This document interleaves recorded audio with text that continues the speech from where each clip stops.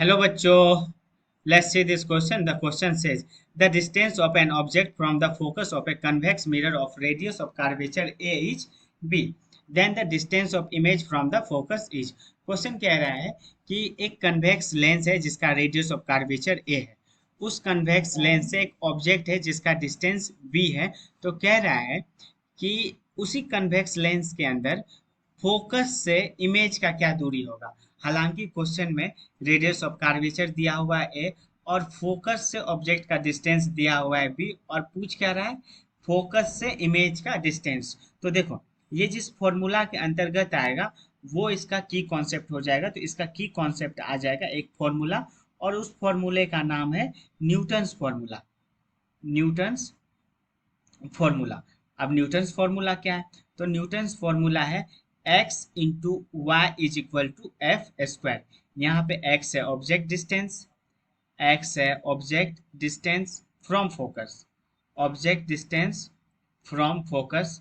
y है अपने पास image distance, image distance from focus, image distance from focus. और f है क्या?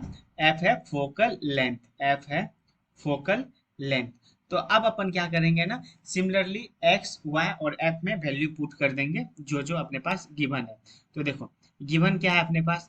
अपने पास गिवन है, पहले तो फोकल लेंथ इसका दिया हुआ है क्वेश्चन में। क्वेश्चन में फोकल लेंथ दिया हुआ है कितना? फोकल लेंथ नहीं दिया हुआ, रेडियस ऑफ कर्वेचर है। अगर रेडियस ऑफ कर्वेचर अपने पास a दिया हुआ है, रेडियस ऑफ कर्वेचर अगर a दिया हुआ है a, तो इसका फोकल लेंथ हो जाएगा कितना? फोकल लेंथ हो जाएगा a बाय 2 के बराबर। तो और ऑब्जेक्ट डिस्टेंस कितना दिया हुआ? ऑब्जेक्ट डिस्टेंस दिया हुआ है b। तो हम लोग लिख लेते हैं object distance b, object distance b, object distance b।